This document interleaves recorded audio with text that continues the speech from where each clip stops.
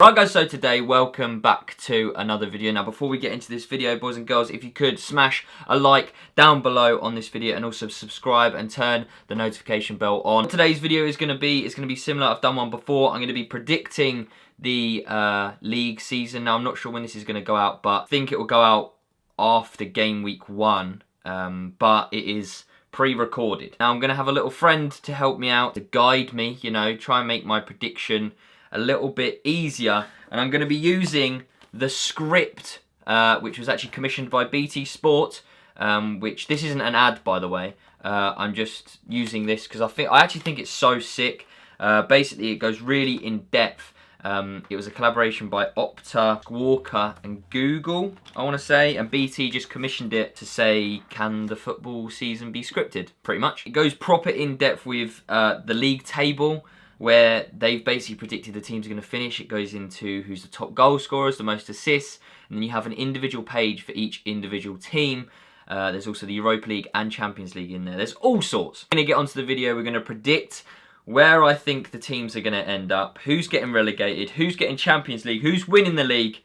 As I said, leave a like down below. Subscribe if you're new. We're on the way to 400k. We're not far off, people. Let's do it. Okay, so on screen, I'm on the BBC Sport website, where basically you can predict the Premier League. You can rank the teams from relegation all the way to the champions. So that's obviously where we're going to start. Now, in 20th place, I think a lot of people who would have done these videos would have predicted them to finish 20th.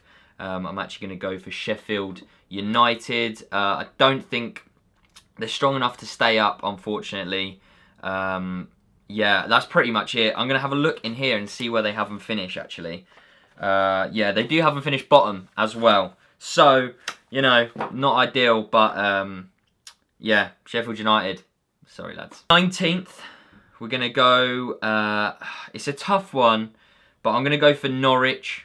They have got Liverpool first game of the season, so it's tough for Norwich. Now, I know a guy who plays for Norwich, Todd Cantwell. I've already messaged him, wishing him the best of luck. And yeah, I feel like it's going to be a tough season for them. I think, lads, you might be going down. I'm in 18th. This is tough. I feel like there are a lot of teams that could actually go down. Aston Villa, Southampton. So the script has actually said that Newcastle are going to go down in this. I'm not sure if they will. Burnley as well. I'm actually going to go for Burnley. I'm in 17th place. These are obviously the teams which are fighting for relegation, aren't they, really? So we've obviously got Sheffield United, Norwich and Burnley heading down. Now in 17th, a lovely team named Southampton. I feel like they're going to struggle this year. You know, they've struggled last year, and I feel like they're going to struggle even more again this year. Yeah, Southampton used to be a top 10 club. They used to do really well. Unfortunately, they've gone off the rails a little bit, and they're not doing too good recently.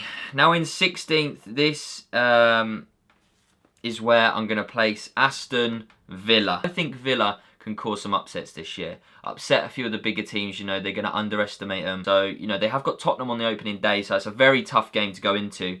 But I think they'll stay up and be the only promoted side to stay up. Now in 15th is where I'm going to put Palace. Crystal Palace, I feel, will struggle this year as well. In the script, they have Palace finishing mid-table, and I can't see them doing that. Zaha wants to go. You know, I feel like they'll struggle. 15th is where I'm putting Palace. 14th now, getting near the mid-table sides, and that is indeed where I'm going to be putting Newcastle United. Now, they spent big on Joelinton. I think it was something like 40 million. Club record fee, I believe. Obviously bringing in Andy Carroll, you know, the OG. I just feel like they'll struggle again this year. Well, 14th isn't really struggling. Yeah, I don't feel like they're gonna do very well, I'll be honest with you. There's not much else to say. I'm sorry, Rich Beck. Can't see him performing, you know, and getting top 10 or anything like that. Actually controversial. I'm actually putting a controversial little table here. 13th is where I'm going to be placing Brighton. I feel like they've bought well this summer, and I've got obviously I live near Brighton. I've got a few mates that are Brighton supporters, so they've been telling me, obviously it could be biased, but they've been telling me they're going to do well this year. I believe their opening fixture is against Southampton, I want to say. But yeah, I feel like they're going to do well. Brighton, although I don't support you, you're close to my heart. I live about half an hour away. So I hope you do well this year. Now in 12th is actually where I'm going to be putting Bournemouth. Now Bournemouth, I think Eddie Howe's still there. He's always been a good manager for them. I think he's going to do well with them again. I'm not sure where they finished last season, but 12th is a very respectable position for Bournemouth. Now in 11th, I'm going to be placing Watford FC. Watford, they're a decent club. Troy Deeney is the first person I think of when I think of Watford. They're obviously a London club. They're very, very good against like the bigger teams. I feel like they struggle against obviously the teams which they should be beating, like the relegation sides and stuff like that. But 11th again is a respectable position. Quick recap. Sheffield United, Norwich and Burnley, in that order, will be going down. Southampton, Aston Villa and Crystal Palace will just escape relegation by the skin of their teeth, with Newcastle, Brighton, Bournemouth and Watford finishing respectively above and filling up the remaining spaces. Now in 10th position is actually where I'm going to be putting West Ham. I feel like, I mean, they've got Man City on the opening day, which is the toughest fixture arguably you could have in the league. But what a better way to face the champions is straight away when necessarily they're not in full flow and they're not scoring loads of goals necessarily. So 10th, obviously bang mid-table. It's a respectable place. I've said it a lot of times, but I feel like they've obviously club record FIFA Sebastian Haller. They've obviously bought in Fornals as well. They have bought well. I feel like they'll be a mid-table team and maybe even push for higher. Now in 9th position is where I'm actually going to be putting Leicester. Leicester, obviously won the league a few years ago. They have lost a big player in Harry Maguire to Man United for something like 85 million or something like that.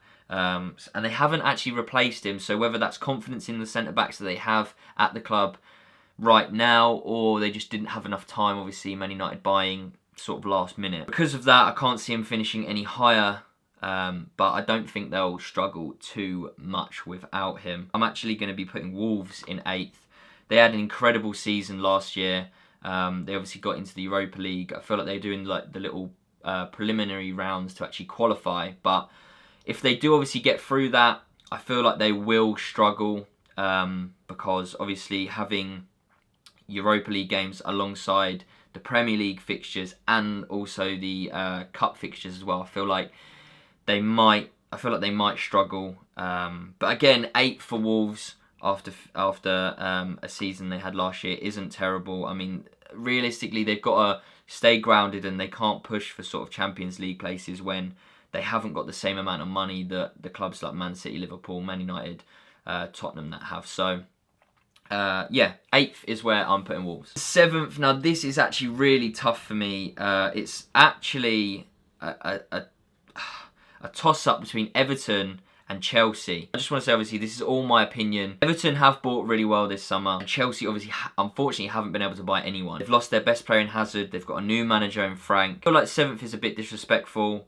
I'm going to put Everton in 7th. They might not be able to gel together. And, you know, Frank's got an especially young team. And I feel like, obviously, he's a Chelsea legend. So he'll be able to, you know, ignite that flame between the youngsters and bring them all together. Now in 6th, if you haven't guessed it, is where I'm going to be putting Chelsea. I feel like Chelsea fans can't really be angry at that. They can't expect much. They haven't been able to buy.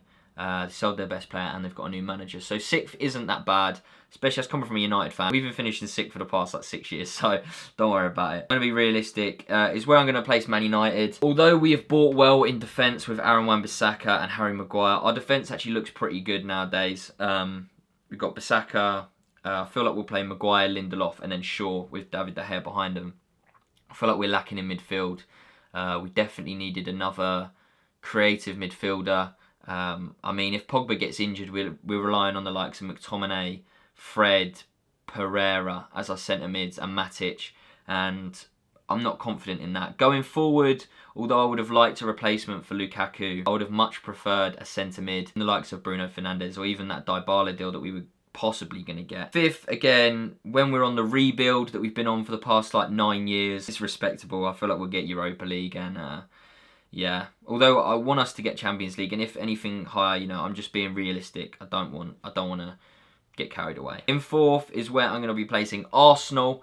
They have somehow, after only apparently having 45 million to spend a hell of a lot of money, and fair play to them. They've bought well. David Luiz, Pepe, Saliba, bought that Brazilian striker. So they've done well. They brought that bloke in on loan from Real Madrid, Cabellos or something like that. So yeah, I feel like they'll get Champions League again this year. It pains me to say it, but fair play to Arsenal. Third, Tottenham is where I'm going to be placing them.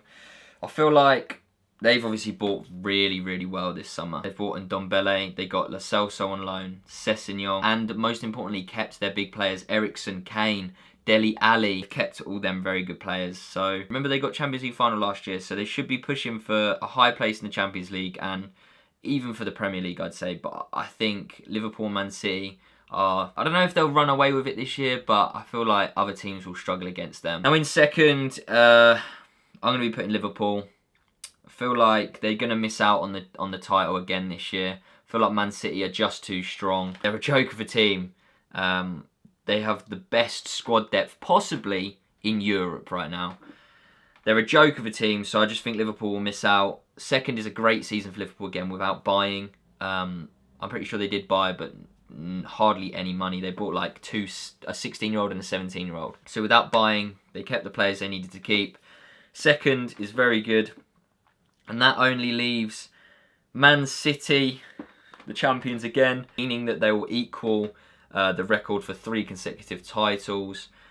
Pains me to say it, obviously, as a Man United fan, but Man City, with all the money they've got, I feel like the one thing they're missing out on is obviously that Champions League, which I think they will definitely push for this year. They bought Rodri. They've also bought a few smaller buys as well. But realistically, if they keep everyone fit, Sterling, Aguero, Bernardo Silva, Kevin De Bruyne, unfortunately Sane got injured, but they have so much strength in depth, it's a joke. And that is why I think Man City will finish top of the Premier League for 3 years in a row. That is my Premier League prediction. Let me know your thoughts down in the comments. If you disagree with me, that's fine. Obviously, it's just my opinion. Please don't obviously hate on me, but it's literally just my opinion. Leave your prediction or anything just down in the comments about where you think your team will finish.